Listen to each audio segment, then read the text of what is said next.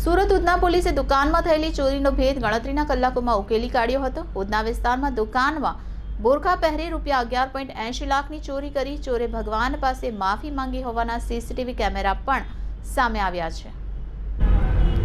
ઉધના વિસ્તારમાં આવેલી દુકાનમાં અજીબોગરીબ ચોરીની ઘટના બની છે। ઉધના વિસ્તારની એક દુકાનમાં બોરખા પહેરી ₹11.80 લાખની ચોરી કરી ચોરે ભગવાન પાસે માફી માંગી હોવાના સીસીટીવી કેમેરા પણ સામે આવ્યા છે। સાથે ચોરી બાદ એક ચિઠ્ઠી પણ છોડી ગયો હતો। ચોરીની ઘટનાને પગલે પોલીસે ગણતરીના કલાકમાં ચોરીનો ભેદ ઉકેલી કાઢ્યો હતો। આ ચોરીમાં ઉધના પોલીસે 2 આરોપીને ઝડપી પાડ્યા હતા।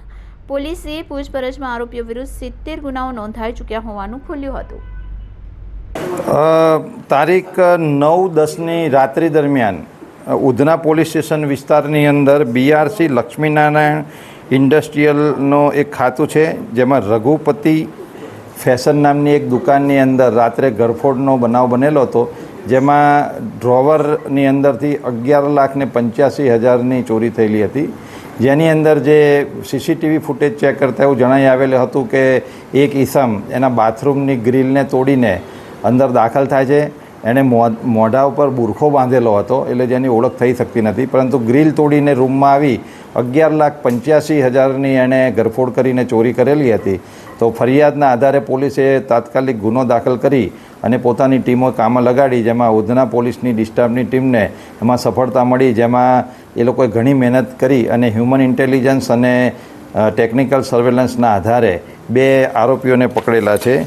જેમાં એક આરોપીનું નામ છે લાલા ઉર્ફે નેલુ ઉર્ફે ગુરખા ઉર્ફે રાજ, જે મૂળ ઓરિસ્સા ગંજામનો રહેવાસી છે, અને બીજો આરોપી છે ગિરીશ ઉર્ફે ધીરજ વનરાજ પાટીલ, જે જલગાંવ મહારાષ્ટ્રનો રહેવાસી છે। આ બંને આરોપીઓ અગાઉ પણ ઘણા ગુનામાં પકડાયેલા છે, જેમાં જે આ લાલા ઉર્ફે ગુરખો છે, જે સુરત શહેરની અંદર 12 જેટલા ગરફોડ ગુનાઓમાં અત્યાર સુધી પકડાયેલો છે।